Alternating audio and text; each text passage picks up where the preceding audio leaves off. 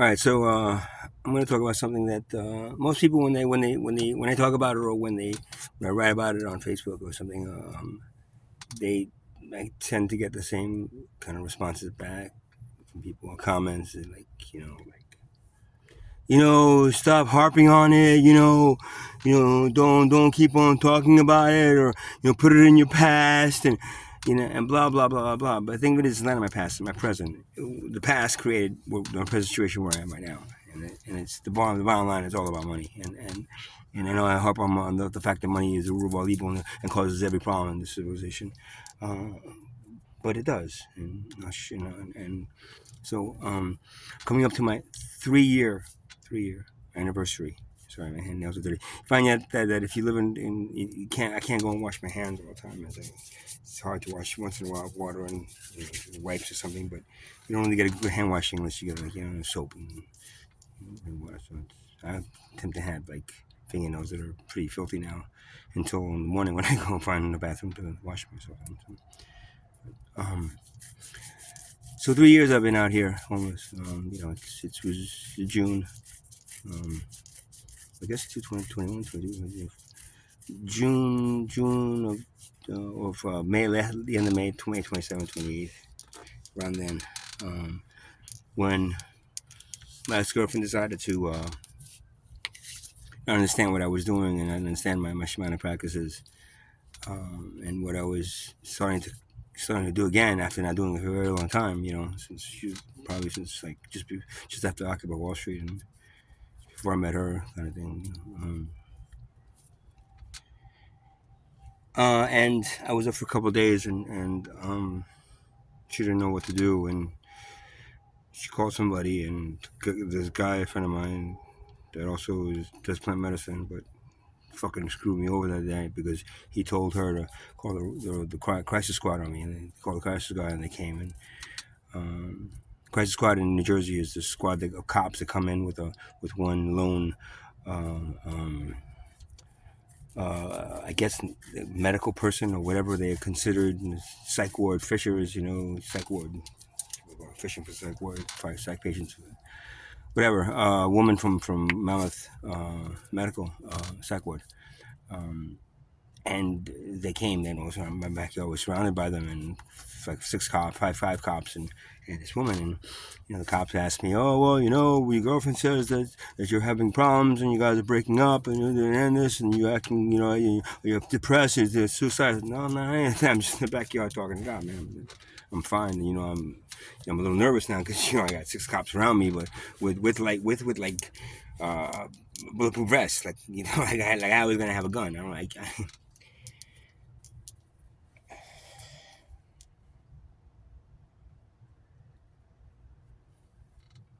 And the woman, of course, she comes in and she starts interviewing me. And I was like, "All right, Mr. Euster, your girlfriend says that you're this and this, and you're going a little like, you've been up for a few days, manic." And no, I've been up a few days. I've been up doing what I do, but I'm not manic. I'm just, out here talking to guys. Well, this God, is he telling you to kill, hurt yourself or hurt anybody else? I said, no, no. First of all, it's not a he, it's a kind of a she. But no, I didn't hurt anybody. No, I'm just communing with. Well, we think it's best that because of what your girlfriend said, it's best if we take you in for observation, and then you'll be there, and then if you feel that you're fine, we'll let you. If not, then maybe you spend some time, and it's gonna be like a vacation for you, just a break from what, man? You can rip me out of my house? No, I don't want to go. No. Well, we have a right to take you in voluntarily or involuntarily. What does that mean? Well, if you come voluntarily, we walk you out, no handcuffs and nothing. You go into the police car, nice and just even, and we just take it in nice and simple, straight to Jersey Shore Medical. Oh. I said, no, I don't. What is involuntary? Well, then we're gonna have to handcuff you and take you in like you're a prisoner. So it's in your best interest to come out to us, come with us voluntarily. I didn't have a choice. I said, I don't want to go. What if I don't want to go? Well, we're going to have to force you, sir. I'm sorry, but she called and she's concerned with you. She's not concerned with me. She's throwing me into a psych ward for no reason. Like, oh, no, Mr. Houston, no. You see, you're getting upset. I'm getting upset because you're fucking here in my backyard fucking telling me what the fuck you're going to do to me, and I don't want you to do it to me. Mr. Houston, you see, calm down. You see, this is the reason that we're going to take you in anyway. At that point, I decided not to be handcuffed, and I walked out with them. And they assured me that once I got to Jersey Shore, they were going to observation. And, if we find that everything's all right, we're going to let you just go. Poof. Home. Well, I don't know if she paid them off or whatever, but they kept me there 2 days. I'm going on 3 days at the 2 days at the Jersey Shore crisis section, little rooms. So just crisis if you're going through a crisis. I think the 2 days complaining that I'm not fucking, I shouldn't be here, blah, blah, blah. My complaining just led me to where? Monmouth, and I spent 5 days in Monmouth where they forced me to take Seroquel against my will, which I didn't want to do. First day I took it, I was like, oh my god, Seroquel is like dope with no fun. I've only done dope a couple of times, and it's at least it's like this stuff was like Seroquel is just insane. It's like I was out by fucking 10 o'clock. I woke up the next day like at 10 to 11 just before coffee, and I used to coffee. I had 5 cups of coffee to get my head fucking straight back on, man. It was awful. Second day, I said, I don't want to take the medication. And they said, well, Mr. Euster, if you don't take the medication, then we deem deal. We can force you. We're going to keep you here to 15 days until when you see a judge, and then you can talk to him and he'll decide. 15 days, yes. Take the medication. Do it. You could be out. You could be out in 4 days. So if I take the medication, I'll be out in 4 days. If I don't take the medication that you're forcing me on, that you have no legal right to fucking force me to take because you haven't even fucking examined me, you fucking asshole. You just asked me some stupid questions and I answered you like a fucking New Yorker. And you didn't like that, so then you make that an excuse to feed me Seroquel. Well, I said, okay. And then if we feel it necessary, we could strap you to a bed and inject you with it. I said, okay. I guess I'm going to have to take the Seroquel then. Okay, Mr. Euster. We can take, today, last day said it was strong. We'll make it a little slower dose this time. See how it goes. If it's not, we'll go up into a bigger dose. And we'll just check. Every day we'll check to see. And once we have it perfectly that you feel good, then we'll let you go. Oh, that's the way it works. Okay. Here you go, Mr. Euster. You watch with water. You swallow. Swallow. Swallow. In my room. Spit that shit out on the fucking thing. Next day, Mr. How she feel? Oh, good. So how was it been?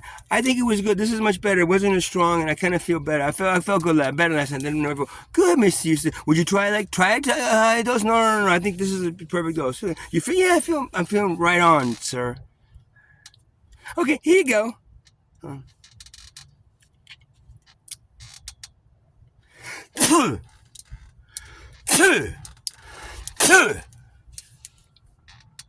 How are you feeling, Miss Houston? I'm okay. I'm feeling good. I think you're ready to go home. You understand? Oh yes, I was always wrong. I was just upset about my girlfriend breaking up and all that. Well, everything you said that's exactly what I was. Exactly, and the medication I was making me realize that you're right and I'm wrong, and in every aspect, sir. So. Okay, Mr. Houston. Well, tomorrow morning. I thought it was today. No, tomorrow. So we're gonna keep one more day of insurance money. $2,500 a fucking night for my insurance they charged. Okay, Mr. Euster. Okay. Bye. Take care. Oh, thank you. Thanks for. Oh, here's the medication. Don't forget to take it. Oh, yeah, I'll take it. And here's this prescription for 5 months. Oh, yeah, I'll take prescription. Thank you for Seroquel and the bottle. Thank you. And, okay, great. Thank you so much for helping me, you fucking put. What the fuck did you do? Fucking, I thought you said, Dave, I called Dave and he said that maybe, no, that shit ain't right. You fucking threw my ass in a fucking mental institution, Barbara. That ain't fucking right, right? And, well, you're going to have to leave today. It's like, no, I'm not leaving nothing, man. We bought this house together. Get it? We bought this house together. And now you're going to, we agreed that if we ever broke up, we would sell this house and split the equity. I know, but, I'm going to keep it. And I'm not going to leave until we sell the house and split the equity. Well, then I'm going to have you forcibly move. Why? Well, I never, there isn't my name on the deed. You said you were gonna put my name on the deed after I couldn't do the mortgage, but I paid for half of everything, and I fucking helped you fix this goddamn fucking house. I built this fucking house. I made this house worth $200,000 more than it is right now. You're getting upset. Okay, look. I'm gonna have you forcibly removed if you don't get your stuff out of here now. 7 years. 6 years living together, 1 in an apartment, and 5 in a fucking house that I half owned. And here, I'll give you a little bit of money, a fraction of what the equity is. So you can go home, you can leave. Go ahead now. Go ahead, use rag. Go ahead, go home now. Go away.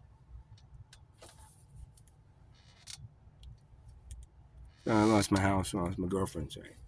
So I live in my business. I have a business in Bradley Beach called Sapphire Holistic Center, where I was doing crystal bowls and gongs and meditations and hosting, drum circles there and doing the winter months, and it was doing my thing. I wasn't making that much money doing it, paying the rent and have a little money extra, but I was making disability money because I couldn't work more than I didn't work more than 4 hours a day. I swear to God, no more than 20 hours a week. I swear to God, and I made zero money. I just did it to heal myself and heal others. Well, then I decided, I was living out of the car, and I couldn't afford a hotel all the time, so I would live partially in the business, which I wasn't supposed to do. And the lease says no living in the business, and the lease says no living here. Well, then the woman upstairs from me started hearing me at night, that who lived upstairs, and I was playing music and stuff, and she complained to the landlady, I think he's living there. I called the police to make him, And the police came. You making noise? People upstairs. Yeah, but this is a business. I have a studio here. I run. Yeah, but it's only until 10 o'clock. Okay. No. And then by January of the next year, she had me evicted. The landlady and landlord, the lords of the land of the house of the business, the house where the business was, the house where the business was. So she threw me out. Evicted, lost my business. I sold all my instruments because I needed money to be out here, because then I was spending time in a hotel or my car, living out of my car in a hotel. Well, by August of that year, which was the following year after I got thrown out of my house,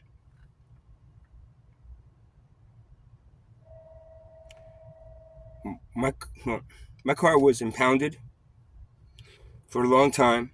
Cut the insurance from because I was paying insurance and I couldn't get the car out. Wasn't even sure I was going to be able to get out. Finally, I was able to get the car out of the impound from this asshole that fucking stole it from me.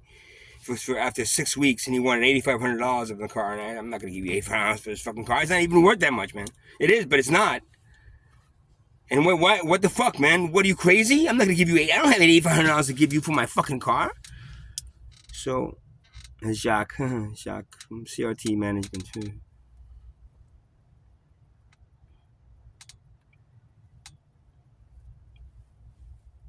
I cut the insurance, and then when I finally got the car out, because I went to my leasing company and told them, they stole your car, man. They stole your car. All I can say is they stole the car. I'm voluntarily, and then I'll pay you whatever you want me to pay you, but I'm not going to pay them any money. So they did that, and I paid them $450 instead of $8,500 for my car. So if you ever get impounded and you have a lease on it or loan on it, go to your loan company, say voluntary repossession. Voluntary repossession means then they probably have to pay a minimum amount to get that car back, and then boom, you pay them $450 instead of $8,500. Yay! But I owe two months back rent, 2 months back. I didn't pay the loan when the car was impounded. I couldn't. So I owed them cash. So I owed them $850. Paid $850 and pick up the car. Fucking something happened with the battery. The guy kept the fucking car blinking on. The battery was completely dead. I had to buy a new battery. A whole bunch of shit happened to that car. He left the sunroof and the windows all open, so it rained and it poured and everything was destroyed. Everything in my car that was basically most of my stuff that I had that was in storage was then thrown away by him. He said, because it was all wet, man. He threw it away, asshole. So I get the car back, and then I spent all that money. Then the insurance company says, "Oh, I want to reinstate the insurance now." I say, "Oh no, you canceled. We have to do new policies." Yeah, instead of $95, they wanted to charge me $295 a month instead of $95. $245 a month. Plus, I owed them a month before in $95, which then was at a penalty was added to it. It was $134, so it ended up being $300 and something dollars, $385 to get the insurance reinstated. I said, I don't have them. All I have is like $260, man. That's all I have left. And I said, oh, $260. Well then you can drop. Let's see, you can drop you can drop some of the things we can cut down. Like we can cut out collision and theft. You can collision and theft this month, and this month you put it back on, and then you'll be able to balance it out, and then you'll be only paying the 280, the 265 instead of like the 385 and whatever it was, 45 instead of 80. I said, I don't have a choice. I don't have any more money. Okay. So I did that. Bad mistake. 2 weeks later, my car was stolen and totaled by somebody. Stolen and totaled. And when the insurance company said, "Hey man, you told me to drop the line," did these guys? I'm sorry, I can't do anything about it. Click. So I lost. I had $10,000 in the car. I had $8,500 loan still with Wells Fargo, and I stopped paying, so I defaulted on that. And all of a sudden, I got nothing. I got no car. Living. It's hot. It's the summer. I got nowhere to live, so I start living out of my storage unit / little bit, and then not even living, just staying there a little bit, and then I had a bike with a cart, and I would go park it somewhere, and I was sleeping on the street until November, and then it got too cold. I remember, it got too cold, man. It got too cold being in the street. No matter what, it was fucking cold everywhere, man. And even when I was trembling, it's too cold, man. So I ended up in Tent City.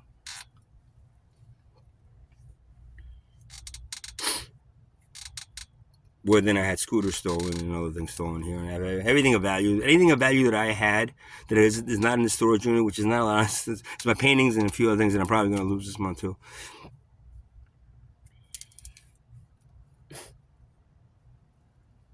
I lost everything else of value that I have in this tent. There's nothing of value left in this tent. My drums, but then nobody's going to buy these drums. Thank goodness. If not, they would be gone already. Nothing else is worthwhile of value in here, so that I'm fine. Anything I have. A few things I have a bag. So where's my bag? Where's my bag? I got the bag. That's what's in my documents are some things that I need. So I always carry that around everywhere I go.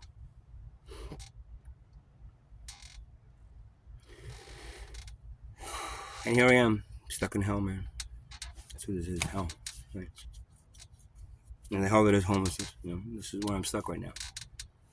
I'm trying to get out. I'm waiting for my Section 8. I'm waiting for my affordable housing. I'm waiting here because they promised us all affordable housing. There's still a bunch of us here. We're just waiting every month. Oh, we're trying. Oh, it's red tape, and we're trying, and still no apartments, no nothing, man. That shit is summer, man. Who's going to fucking get an affordable housing in the summer? Shit. I'm going to be fucking here stuck in all summer, man.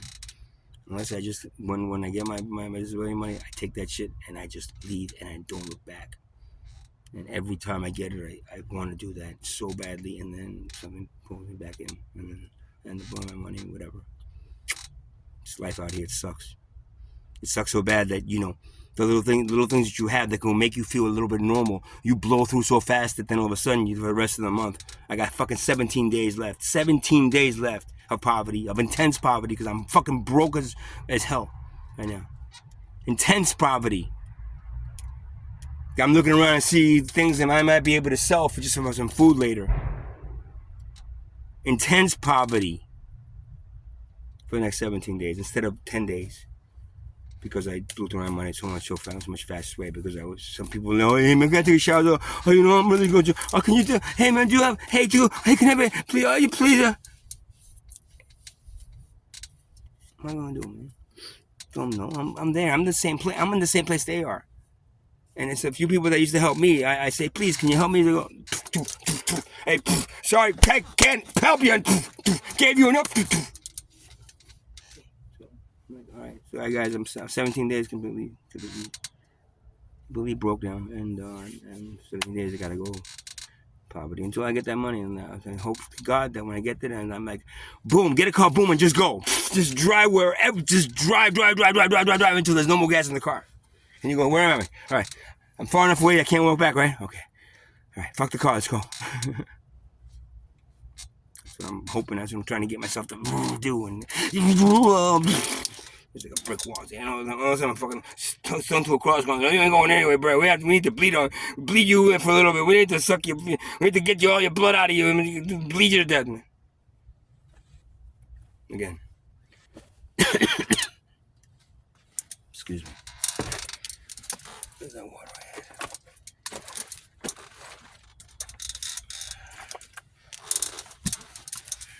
And this is where I am, hell.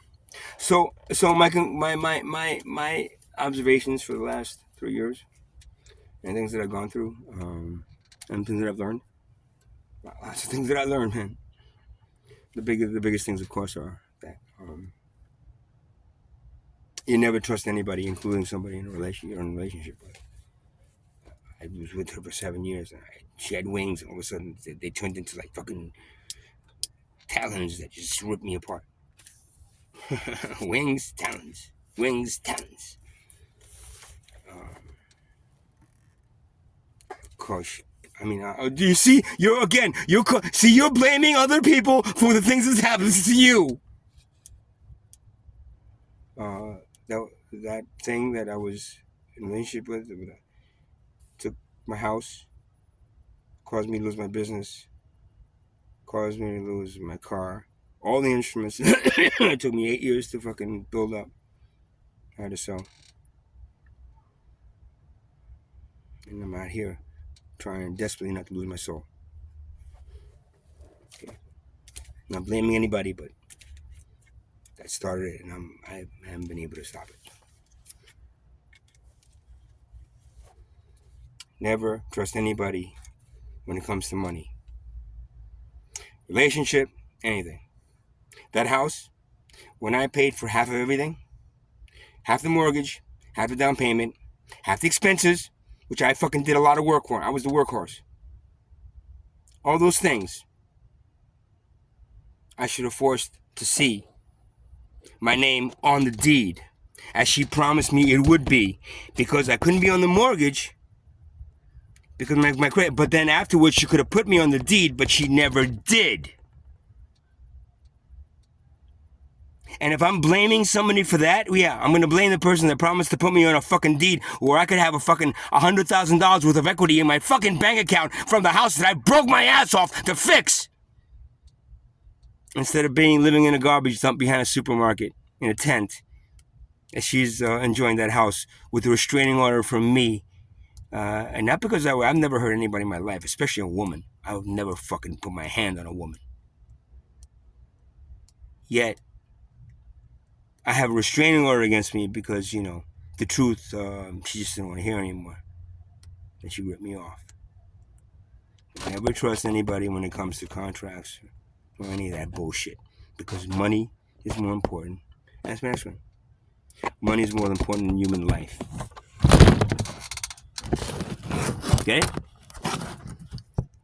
So, you'll never have trust in another human being in this miserable civilization, this miserable excuse of a civilization that you have, right? You'll never have trust in another human being when there's money involved, because that person needs your money to live, right? That person needs your money to live.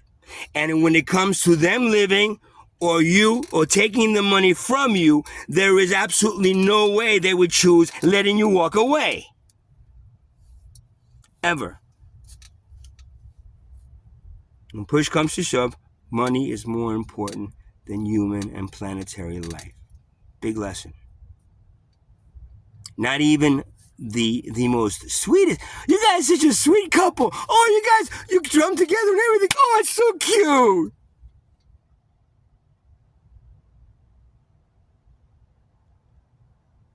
Not even what you consider a relationship.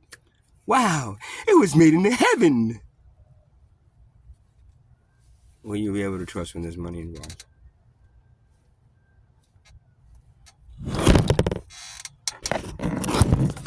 Never trust people when there's anything that's a monetary value involved. Don't give somebody your money and think they're not going to come back. Don't give something to somebody and think they're going to do something and then not, and then come back. There's a good chance they're not going to come back. Especially if you don't, you're walking around with a gun and fucking threatening to kill everybody. I'm doing none of that.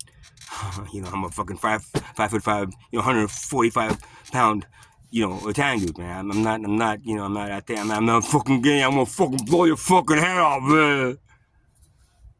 They know that, so I'm easy to be robbed because no matter what, I don't want to go to jail for killing you because I don't want to kill you, period. Even if you've ripped me off, and they know that, so I'm an easy prey, right? If I say, yo, if somebody fuck with me, I'm gonna fucking blow their fucking head off, man. Fuck, I got this gun, I'm gonna blow their fucking head off.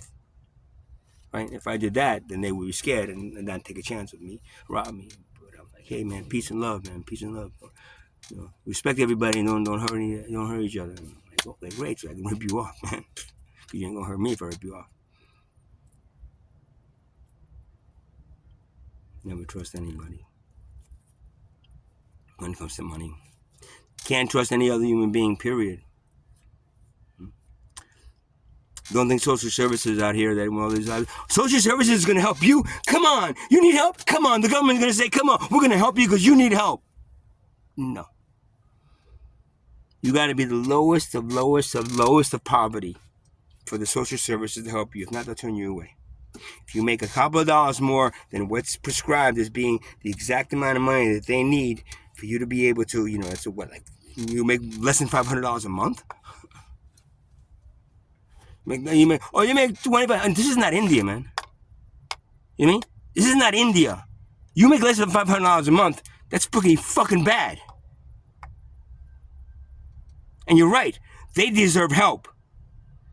But I can't afford a fucking apartment here. You're asking me to move the fuck away from somewhere where I lived for 15 fucking years? I'm supposed to move away from here. Or what else do I don't have a choice, or live basically in a garbage dump in a supermarket to be able to afford to live out here now. And social services, I'm sorry, but you're making too much money.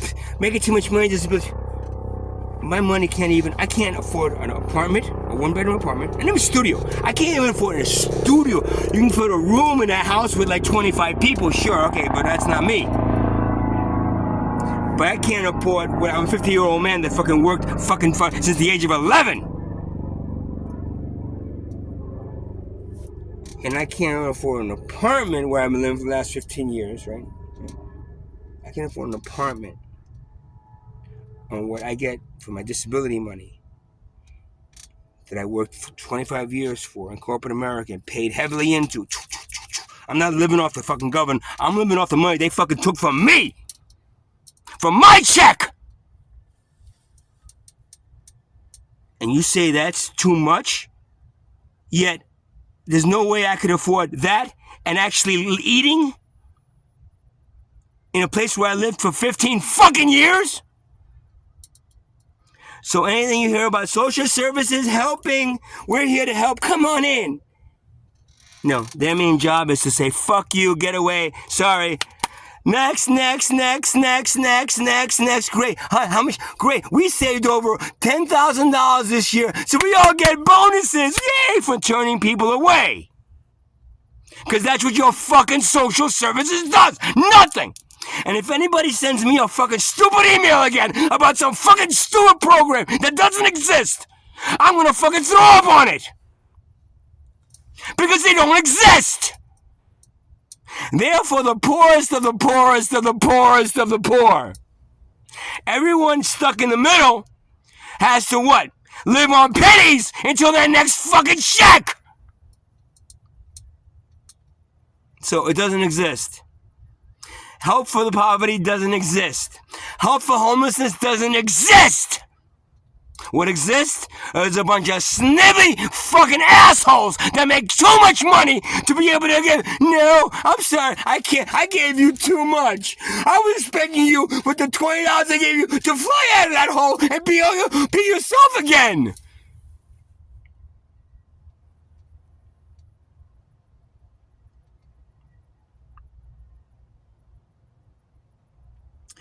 So those are the things that I've learned. There's a few other things, but I don't feel like getting any more upset than I fucking am right now. But I'm telling you right now, what has happened to me, 3 years now, it's gonna be 3 years since I've been fucking homeless. What has happened to me will happen to you. You know why? Because the things that happen to me usually happen to me 2 years before they start happening to other people in large quantities. I guarantee you, when I started sounding healing, nobody was doing sound healing except for one other person. 2 years after I started doing it, everybody was getting into the sound healing thing. But you see, not just the good things, but the bad things too. The shit that's been happening to me for 3 years, you're gonna see it happening to your children. You're going to see it happening to your uncle. You're going to see it happening to your parents, to your brother, to your sister. You know why? Because this is what your stupid, miserable civilization creates. A hell on earth for you to be trained for. Because you ain't being trained for heaven. You're in mass training for hell. To be able to accept hell is what it is.